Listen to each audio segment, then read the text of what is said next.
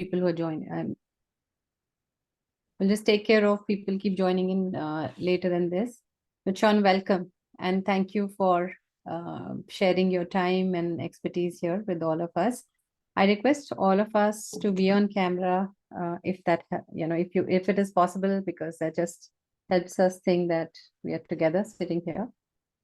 Today's conversation with Sean is all about how do we unleash the leadership greatness to thrive in the BANI world. And I have been witness to Sean's, presentations in so many ways. Recently, Sri Lanka conference and then Mexico conference, and been able to get some, very privileged to get some time with him to understand his perspective about, leadership and coaching, and very, very profound experiences I had. Very important point that I've understood from him is how much glued he is in terms of creating a difference in the world. So that really, I think, resonate, and I'm very privileged to welcome you here, Sean. My pleasure, Jaya. Shall I start now? Yeah. Yeah. Yes, you can. Let me just tell everybody about your rich experience for a minute, and then I'll hand it over to you. So Sean became a global executive coach and speaker in 2006. In the wake of a career in management around the world with the Fortune 500 companies. Sean is in Bangkok. He is passionate about enabling leaders, teams, and organizations to unleash more happiness, and wrote a fable about such endeavor. His books is Game Changers at the Circus. Based in Bangkok, he's an avid traveler, has engaged clients and audience in 40 countries, over 6 continents. By January 2024, he has clocked over 17,000 coaching hours, served over 1,700 executives, dozens of executive teams. Accredited as a MCC by ICF in 2012, Sean coaches CEOs, region, country presidents, and board members, most often in executive leadership development, teams, onboarding, role transitions, organization culture change, strategic planning, and cross-cultural leadership. Sean is also a speaker and a published author. And something that is not written here is Sean was actually the president of ICF at one point in time. And 2019, in Prague, when I was receiving ICF Young Leader Award, I actually had the privilege to get it from Sean. So it's such an amazing, rich career experience that I see in you, Sean, that it really inspires. You're really a role model in this industry. Thank you very much, Jaya, and thanks for the inspiration. That all the same, you offer. Thank you very much to each and every one of you also for joining our conversation today. It's a high-pitched conversation as we embrace this very important theme, unleash more of your leadership greatness to thrive in a BANI world. I'll define BANI in a short while for those of you who have not seen that acronym yet. Again, thank you, Jaya, for the opportunity. You mentioned we are both avid travelers, and the last time we met was just a couple of months ago in beautiful Colombo, Sri Lanka, and that's a picture of us there. I'd like to start our conversation with a tribute to the person who is, to me, perhaps the most important leadership guru in the 20th century. And you may be surprised because we're talking of leadership for the future. And this gentleman still said 40 years ago exactly something that is really important, and that at the time was not understood by many, if anybody really. This is what he said. I'll stop at some moments in the video of Peter Drucker, that's the gentleman, because the sound is not that great. And he's talking about team leadership in the context of a quartet, classical music, 2 violins, 1 viola, and 1 cello. The quartet serves the music, but every member serves the others. So the quartet serves the music, but every member or musician serves the others. And that is the definition of a team. That is the definition of a team. Team leader. And there's no team leader. There's no team leader. And every team member serves the others. And that is, I think, the best lesson. And every team member serves the other. And just to surf on this musical metaphor, after a big hit from Peter Drucker about what we're going to talk about, I'd love to invite you to watch two orchestra conductors and decide whose leadership you would prefer, and fire the other one. Why? Because that is what really happened. Number one, called Muti, and number two, called Karajan, are going to play for you. And based on the 15 seconds of their leadership style, you'll have to decide who got fired and, well, who is the other one, of course, who actually is the only one in classical music who got rich and famous. We start with observing number one. And after you've seen number two as well, I'll invite you to write 1 or 2 in the chat box if you fire 1 or 2.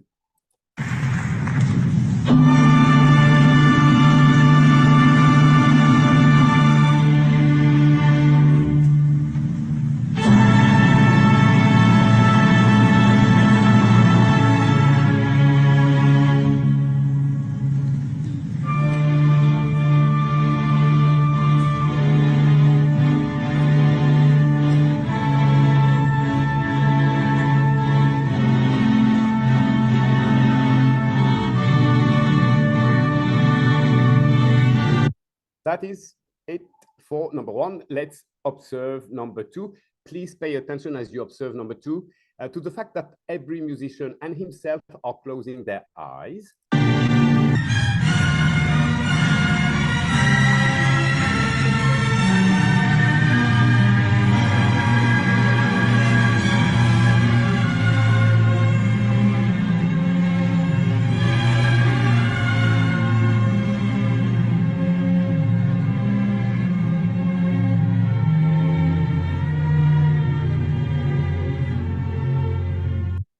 And that's the time for you to write 1 if you fire number 1, or 2 if you fire number 2, knowing that one of the two did get fired by his orchestra. Let's see where the votes go today. And thanks for your promptness in playing the game with him. Yeah, ha ha ha. So I see a number of 2s here. And, well, a 1 as well from Suresh. And, well, we have a winner here. Suresh Verghese, right? You win. Number 1 was fired. He received a letter from his musicians with just 4 lines, which were, "Dear Maestro, you are a great conductor. Please resign. We don't like to be treated like robots." And that was in Italy. And with trade unions around, he had no solution but to resign, and resign he did, right? Now, number 2 became the most successful ever conductor in classical music, right? He became rich, which is unseen, with his private jet, yacht, castles, and luxury cars, and whatnot. Now, what is interesting is he started his career even more micromanaging than number 1. But then one day he learned to ride a horse, and a few days later, he went on to a lesson of horse riding where he had to learn how to jump over obstacles with the horse. And he was terrified because the horse is such a huge animal. He was scared that they would fall when the horse jumps and he would be crushed. And then he was so terrified that he was literally paralyzed on the back of the horse, but the horse knew the music, so to say, right? And started to trot and then align with the objective and run and run and run, and went all the way to the obstacle and jumped with the paralyzed guy on his back, right? And that changed the future of the life of that guy, Karajan, number 2. In that moment, he was bewildered, right? They thought, oh my God, even I do nothing, this horse jumps beautifully. And why is that? Why? But of course it is because that horse loves running and jumping. That's what the horse is all about. Oh my, who do I think, who was I thinking I was, right? I'm not so important, right? And then that prompted him in the afternoon of that same day, right, to go to his orchestra and try the same, which is gives them an impulse. So they start playing the symphony of the day, right? And then retreat and gives them maximum space. And what he heard was, well, first, full of mistakes, right? Because that was totally a new game for the musician. However, despite the mistakes, there was a potential for greatness that was sublime, in fact. And he thought, okay, my job description, I'm going to rewrite it, right? It's going to kind of enable these musicians to empower themselves collectively to tell a great musical story with every symphony, their musical story, in fact. And that made the music they went on playing the most beautiful and made him the most successful conductor ever. That was the introduction to our theme about unleashing greatness in leadership in a BANI world. And I'd like to now connect the metaphor to the business by saying that, of course, a symphony is written. It's not going to change. And whilst what we've heard from Peter Drucker and the story about Karajan may be inspiring about leadership, we've got to factor in as well that our business, unlike a symphony, is very fast changing. You remember the VUCA acronym: V for volatile, U for uncertain, C for complex, and A for ambiguous, was all the rage for quite many years, in fact. And when I was searching for a picture of VUCA on Google search engine a few years ago, that was the top picture that came. Just a couple of years ago, I searched again for VUCA. That is the picture I obtained at the top of Google search engine for VUCA. So obviously, in a matter of a few years, the kind of landscape for leadership has evolved. And obviously, that little guy alone, confronted with such complexity, could never be smart enough alone, again, yeah, to figure out the best way forward, right? So the hard truth at that time was directive leadership style, like conductor number one who got fired, was dead, or at least lethal. And then it got worse, right? Then we got more and more disruptions, and we got COVID, right? And that's when a futurist named Jamais Castillo, based in California, wrote a landmark article titled, as you can see, Facing the Age of Chaos. By the way, you will get the slide, and with each of these pictures I'm showing you, you will have the link to the source of the information, right? And in that article published on Medium, he defined a new acronym to better characterize the world of business nowadays. Instead of VUCA, he proposed BANI, B standing for brittle, A for anxiety-inducing, N for non-linear, and I for incomprehensible. Let me give you a sense of what brittle stands about. It stands for, right? It's like fragile. It may be like something that looks enormous, like a huge block of marble, right? Or a too big to fail company.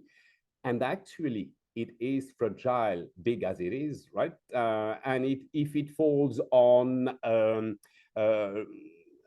an incident, right, it may collapse. That's brittle, right? Anxiety inducing is very obvious. Non-linear is about the disproportion between some causes and effects. For instance, the COVID situation, where one bat bit a human being on a market in Wuhan, right? And within 3 months, max 4, the whole world stopped, right? Talk about non-linear effect, right? And I for incomprehensible relates to big data, right? So much data that no human mind can master them, in fact, right? Now, that, of course, is calling for yet a new evolution of leadership. Interestingly, during that COVID time, McKinsey was listening very carefully to what leadership skills were more employed than before and what leadership skills were less employed than prior to the pandemic. The winning leadership skills were being supportive and caring, employee focused, creative and entrepreneurial, empowering and delegating, promoting an open and trusting environment, embracing rapid decision making, which of course comes at a risk, right? Being comfortable with ambiguity and taking a holistic views of specific outcomes. For the other leadership skills, such as establishing performance contracts, focusing on customer, making fully informed decision and more. They were less employed. Does not mean they are irrelevant. They were just less employed. There was a lot of focus on this. And then perhaps to step back and look at a much wider picture. Here you've got good guys from digital leadership. It's a free open source team that shares about leadership and creativity online. Again, when you click on that slide, when you get the slide deck, you can access to the source of the information. And well, they looked at the evolution of humanity from its cradle to nowadays and a bit beyond, and were observing that, well, a long time ago, perhaps there were just 3.4 millions of us, right? No, sorry, there were just a few millions of us, and that would be 3.4 million years ago, and we were all dispersed, and then we grouped, and then we grouped in bigger congregations in cities or towns, and then we formed industrial regions, and then we instituted global production networks, and then global value chain. And nowadays, going forward, it looks like, for a while at least, we'll be dispersed, virtual, and decentralized, right? And that, of course, has in parallel led to some transformational changes, right? And they describe what's going on as a deep multi-level cooperation between humans and machines, newfound consciousness on human level and artificial level, and then singularity 2.0, you know, so that's about a big change, right? Fast change. And then when they look at who leads, we evolve from the tribal leaders to, as you would agree, perhaps at the industrial age, directors and management, right? And then leadership of a non-hierarchical nature, right? And nowadays and going forward, for a while, collegial leadership with what they call growth hierarchies, not exploitation hierarchies. In fact, now I invite you to look at the work of these digital leadership guys, right? And you may be interested in what they've got to say about paradigm shifts and paradigms required for successful innovation, such as value creation by people, thinking in networks, right? Collegial leadership, or employees' work being self-organized and co-creative, right? And we'll talk about that a bit later with the idea that you find how you're going to unleash your greatness in leadership, taking into account these imperatives, in fact, right? If you want to know more about the contribution of these guys at Digital Leadership, you can also click on that guy, that page, and access to a number of free resources they offer, which I find of very solid quality. Now, one question is, how are we going to lead people besides leading intellectually, right? And I'm going to show you something that's not going to work, and you laugh about it, and it's about time we laugh, because we've been very serious for a little while, right? And it's about trying to convey confidence to people in that BANI workplace. That may be funny in the video, and it's definitely will not be enough. Let's laugh for a minute, yeah? Now look in the mirror and tell me what you see. I see Junior. You see Junior. Well, you want to know what I see? I see pride. I see power. I see a badass mother who don't take no crap of nobody. You really see all that? Yeah, man. But it's not about what I see. It's about what you see. Now look in this mirror and tell me again what you see. Well, I see Pride. pride. Right. Power. Power. And I see A badass mother who won't take no crap off of nobody. Again. I see pride. Can't hear you. I see power. I see a badass mother who won't take no crap off of nobody. Once again. I see pride. Junior. I see power. I see a badass mother who won't take no crap off of nobody. That's right. Right. Junior Bevel. Where are you going? Yeah, fun. Yeah, that's not gonna cut it, right?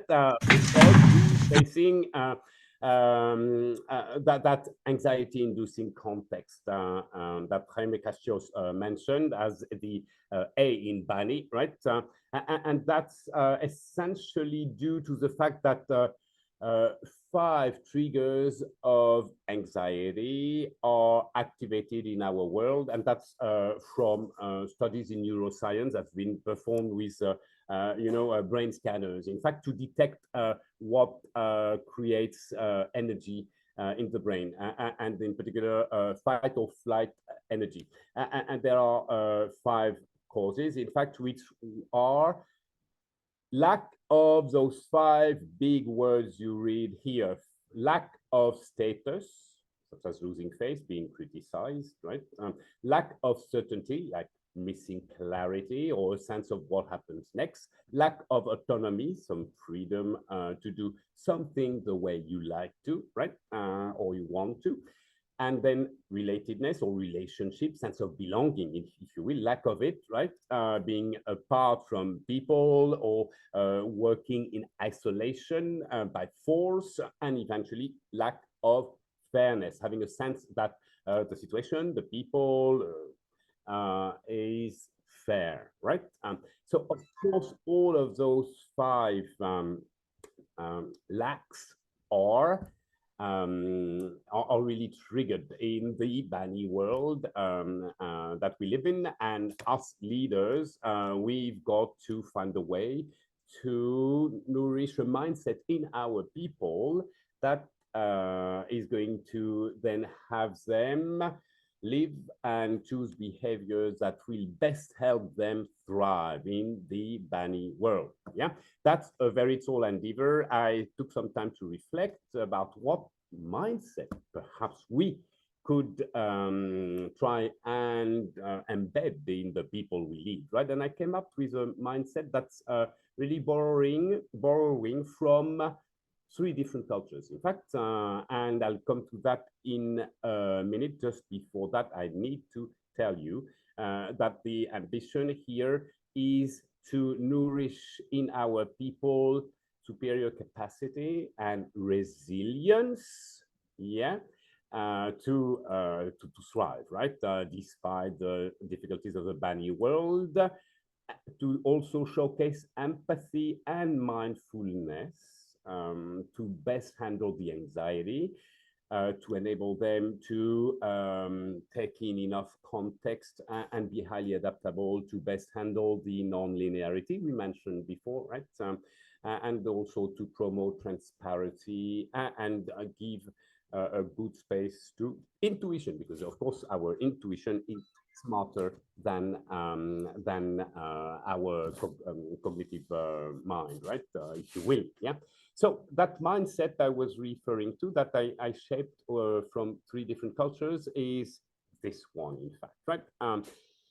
It's drawing from Chinese culture millennia ago already. That very famous Wei-Ji double sign, one standing for opportunity and the other one for danger, which really means risk and actually change point in Chinese culture. And of course, it's good for business because it invites people to look at whatever happens as the obvious danger it may be and the perhaps less obvious opportunity that may be there as well. And also, here is more from the West, right? This idea of triggering collective intelligence because we are smarter together, and then drawing from Africa the spirit of Ubuntu, where we are all one, I am you, you are me, and there is this symbiosis. In fact, so that's what I have proposed, that we nourish as a mindset. And I'd love to invite you to a short exercise at this point, if you want to play with me, yeah? And that is to kind of try and embed that mindset, if you will, believing that it's good to take a weighty approach to situations, looking for opportunities and dangers, seeking opportunities to trigger collective intelligence, because that is the currency we need. Single individual intelligence will never get us anywhere. And Ubuntu, right? Being in symbiosis with the environment. And so the exercise I invite you to do is embodying that mindset. And perhaps you want to take a few deep breaths and again, make it present to your mind, Weiji, smarter together, and Ubuntu. Yeah. And then again, 3 deep breaths to go into yourself, and then bring awareness to your head and listen to what comes here in terms of skills leaders will need to thrive in a BANI world, and letting perhaps that mindset of Weiji, smarter together, and Ubuntu inspire you. Which critical skills will leaders need to thrive in a BANI world? What is your head offering on this? And keep breathing, please. And then I invite you to go deeper into your body, to your heart, right? And question your heart about those critical skills leaders need to adopt, to master, to thrive in a BANI world. Perhaps let your heart be guided by that belief that Weiji, smarter together, and Ubuntu can be a great mindset. And then continue to breathe and go even deeper into your body to question your guts. And there, again, listen to what your guts may have to offer in terms of skills leaders need to thrive in a BANI world. And then I would be most grateful as you come back, when you're ready, to our conversation, that you share in the chat box some of the skills you may remember from this short exercise, interrogating your head, your heart, and your guts about critical skills leaders need to thrive in a BANI world. I'll be ready to salute your contribution.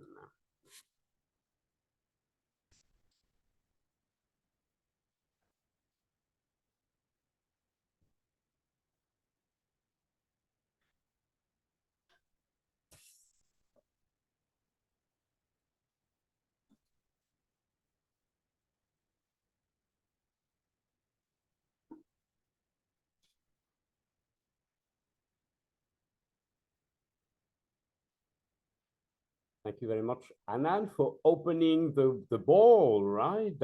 From your head, you heard playfulness. Beautiful, so very important. And then from your heart, you heard do it with passion. And from your gut, you heard trust yourself. Wow. So very valuable, I believe, Anna, right? And no surprise that it's your head that said playfulness, your heart that said do it with passion, right? Heart energy, right? And that your gut said trust yourself, right? Because the guts are the core of the being, right? And really the source of most of our energy, in fact, right? Thank you so very much, Annan. Who else would like to contribute to the conversation?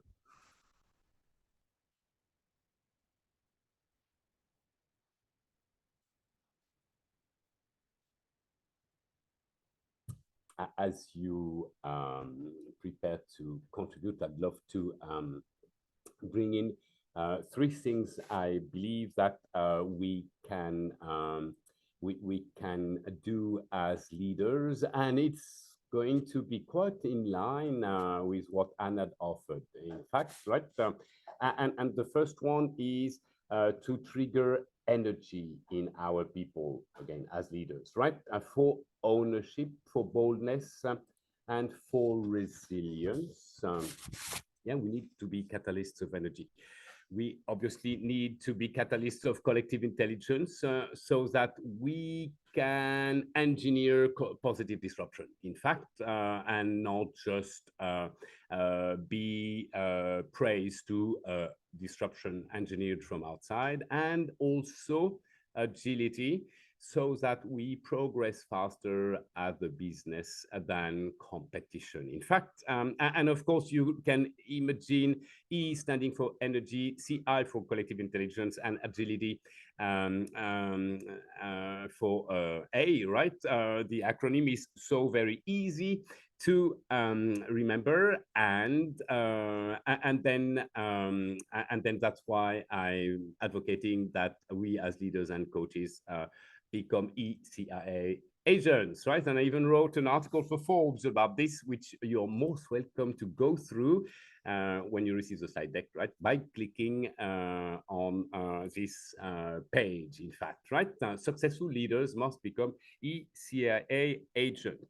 Now, that is going to be a part of the leadership task, right? But also we want to make sure very basically that the good old growth mindset is a companion to the journey in our people. We really want to have them do this and definitely not do that, right? And very importantly, we need, as we help them maximize their positive energy for the work, right?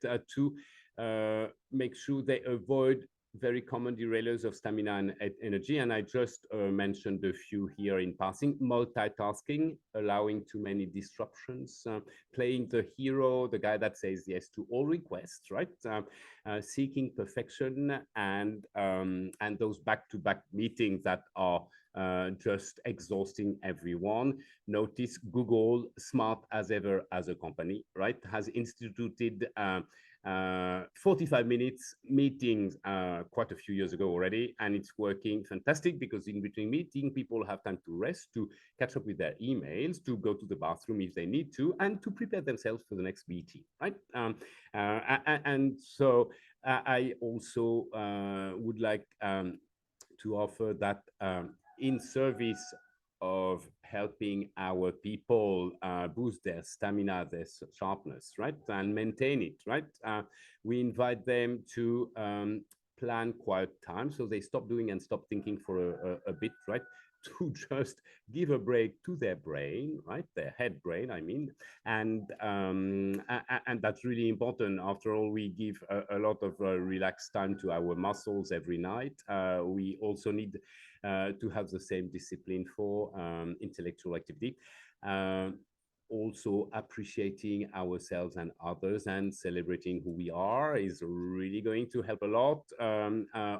Ensuring everyone values diversity, offers an open mind to others, and take pride and joy in catalyzing collective intelligence. And to those who are particularly perhaps exhausted and perhaps in a negative mindset at times in a BANI world, the counterintuitive idea of supporting others can do wonders.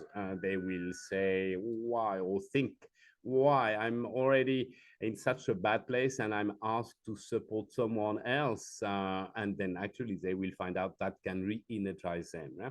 I'd like also to offer recommendation that we make our people breathe, particularly when they tackle an issue, because that gives them a chance to be a bit smarter about it, right?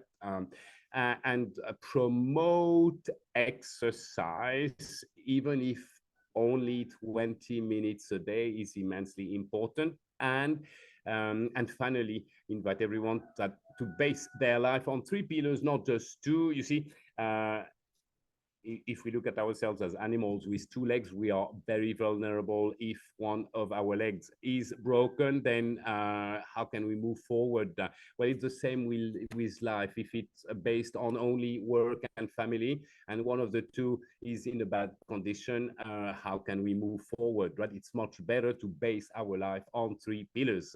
And the third, of course, is something that gives us joy and we can do independently. It's our me time, and for some it will be painting or ceramics or whatever contribution they do to a community outside of their family and work, right? And this is really, really important, right?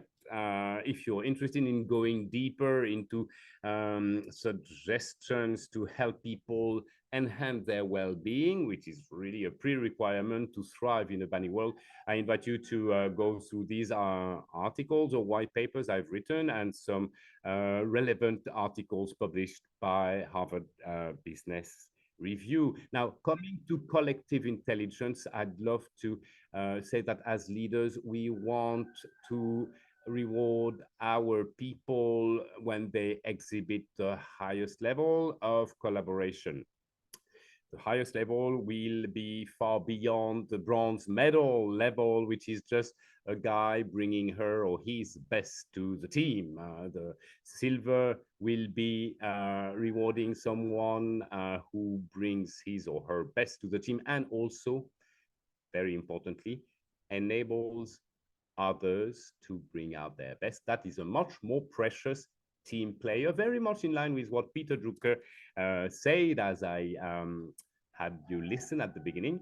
And then the gold medal. So what could it be then? What could it honor besides bringing out one's best and enabling others to bring out their best? Well, that would be for the guy who will, of course, bring out her or his best, others' best, but in addition, the team's best. That's typically intervening when the energy has left the team, right? And say, hey, why don't we take a break?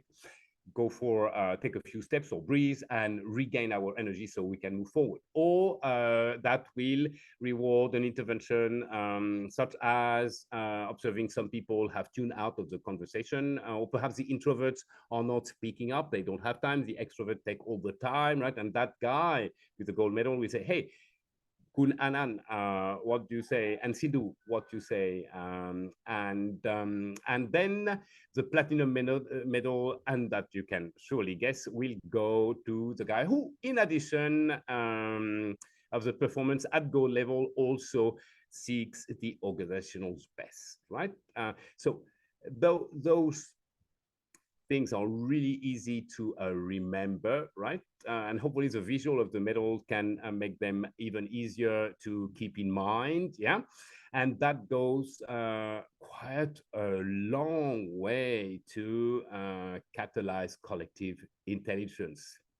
About agility, I'd love to offer that we role model as leaders and as coach, all the same, right? Being eager learners, keen to experiment, comfortable not knowing, learning from mistake, being versatile in the way we think about things, right? Thinking at different levels, from different viewpoints, angles, if you wish, right? And also being courageous decision makers. And that I think will be very much in line with what you offered, Sindhu, right? The answer you got from your head was entrepreneurial mindset when we were playing the game of embodiment, right? Seeking for leadership skills required to thrive in a BANI world, right? So these are a few very practical things that we can do to trigger energy of the positive, helpful kind in our people, enhance the production of collective intelligence through collaborative behaviors, right? And agile behaviors here. For those of you who wish to go deeper, you will find in the next 3 slides that I'm not going to comment now, some very practical things that teams can do to increase their energy, boldness, and resilience during their teamwork. Also, some very practical things they can do to disrupt their collective intelligence, and also very practical things they can do to enhance their agility and speed, and do the same across the business. So I hope you will enjoy those very concrete tips.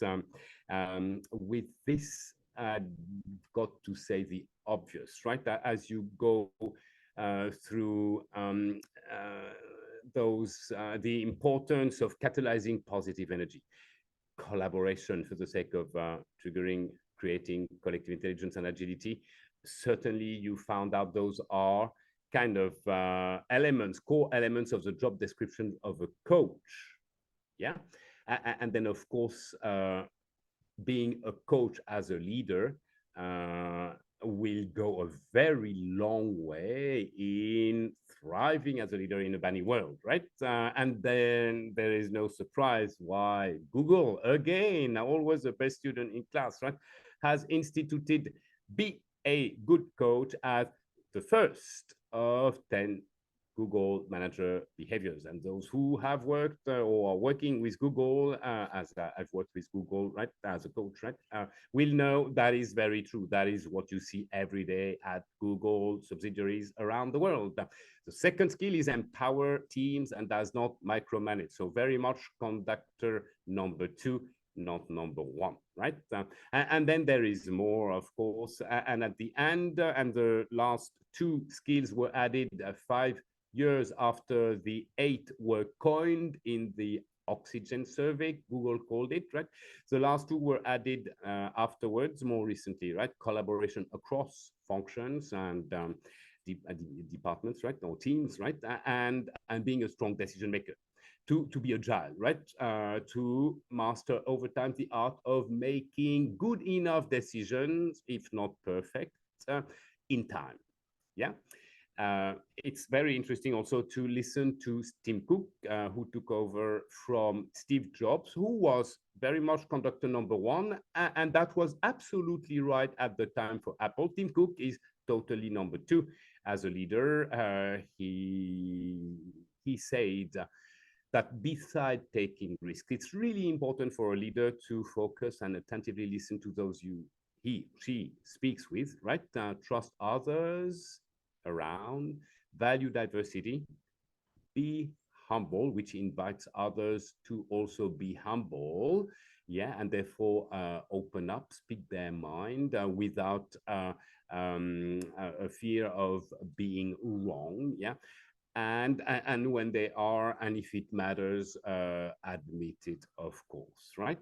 So yeah, very, very much a coach mindset here. And when we go to Microsoft with a new, well, not new anymore, but relatively recent CEO, right at the top, CEO has redefined the mission of Microsoft. As you can see here, it's about empowering every person and every organization on the planet to achieve more. Exactly what coaches do in business, right? And the leadership principles are creating clarity, generate energy, and deliver success. Very, very appropriate in a BANI world, right? And exactly the flow of a coaching session, right? We create clarity from chaos with our coaches, right? And then we're going to work out, and this is going to generate energy, how the coach will be, what he or she will do. And then we are very tenacious in gathering all conditions necessary to deliver success, right? And then there's more about Microsoft. I'll let you enjoy that later on. And perhaps in closing, I'll skip a couple of slides because they are just for your information. They do not need to be commented now. I'll propose to you a moment in a movie called Ray about Ray Charles, the very talented jazz musician who became blind by the age of 7. A moment in the movie when his mother concluded that her son was definitely becoming blind, and that was a tipping point. She had to find a new way of being to enable him to live a good life for the rest of it, right? While having this difference of not seeing with his eyes. And I invite you to look at her choices of behaviors. They are very inspirational for leaders, I believe. Enjoy. Ow! Mama! Mama, help! Mama, help! Mama, help, please! I need you!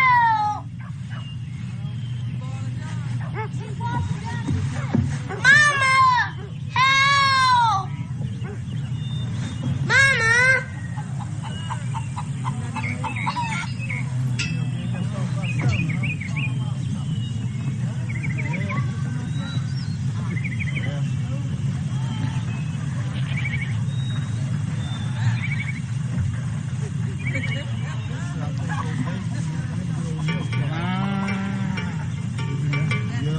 I'm good now.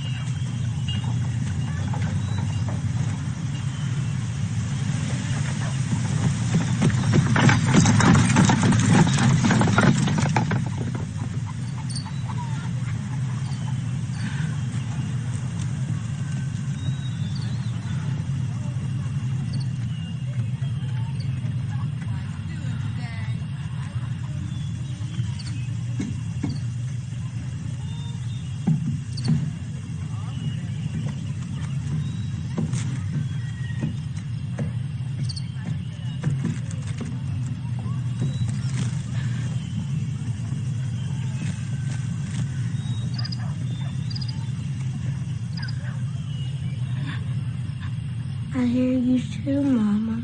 You're right there.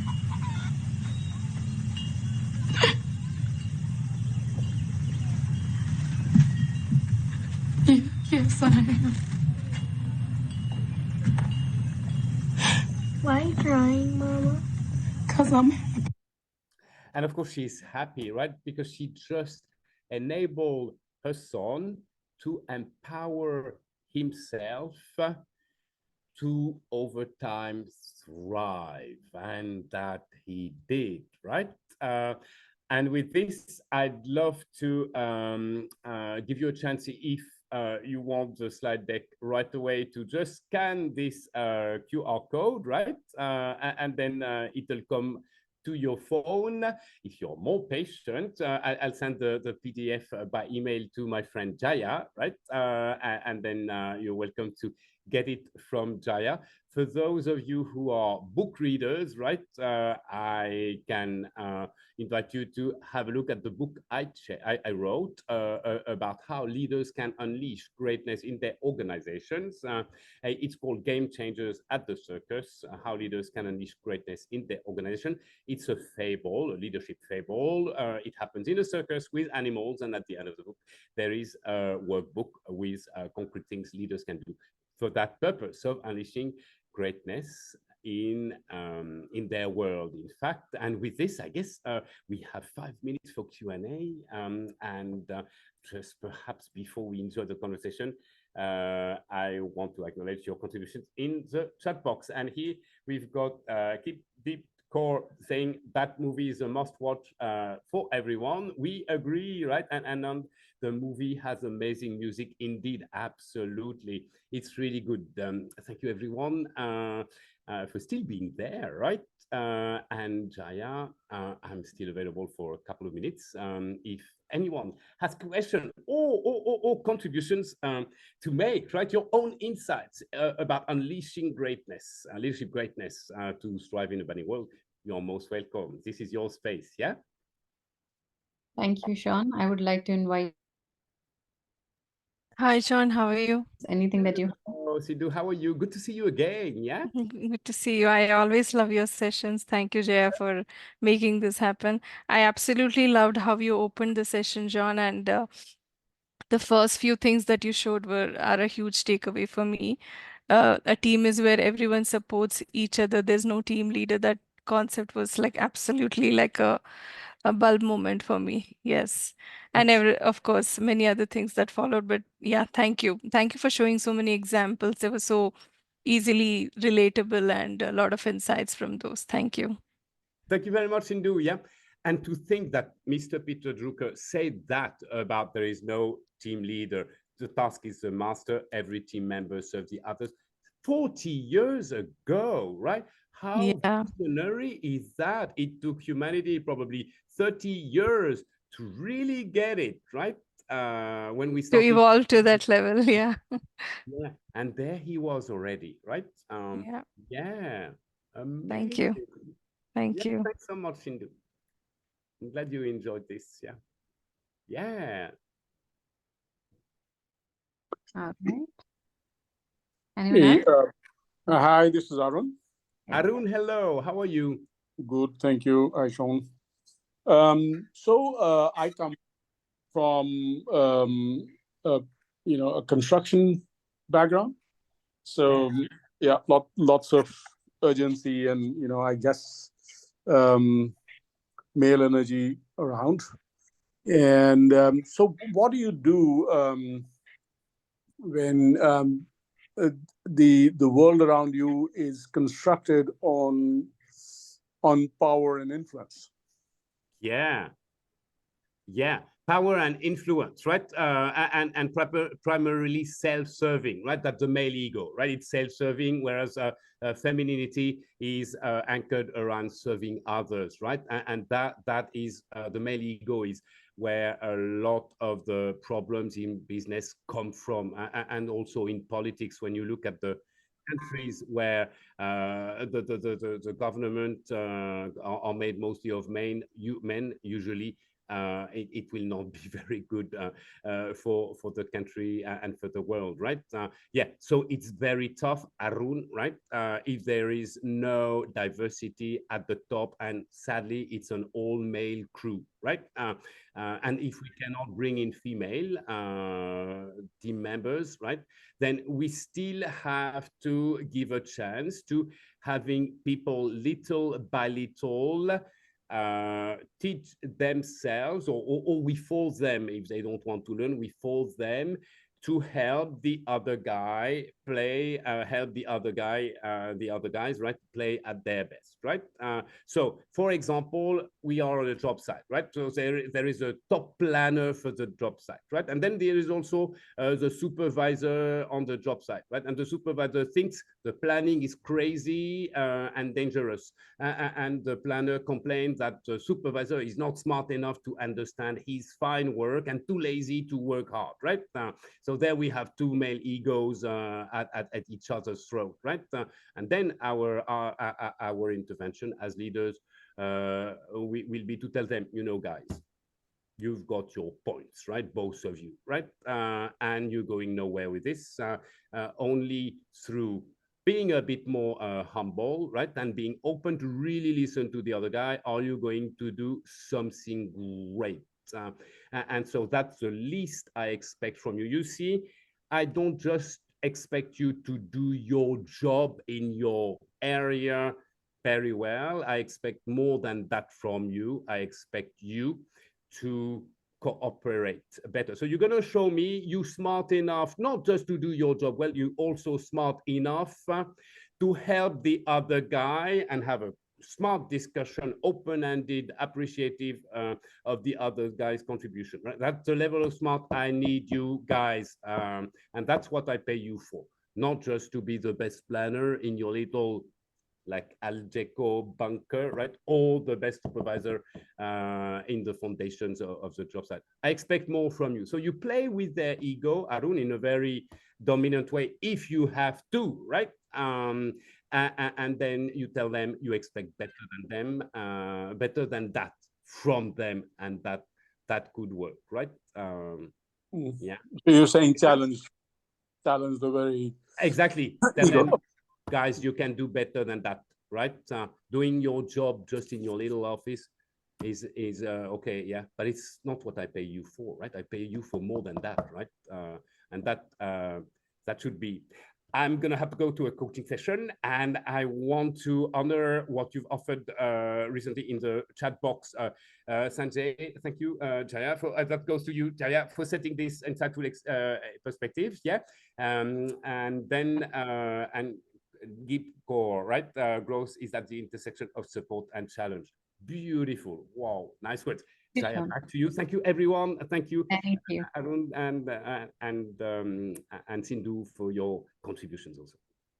Thank you, Sean. Thanks for your time. I won't hold you back. I know you have a next engagement. Thank you for taking out time for this conversation. My pleasure. Wishing you all the best. And Jaya, thanks you for all you do and for who you are. You're making such a difference. Take care, everyone. Thank Bye you. for now. Bye. Take care. Bye-bye.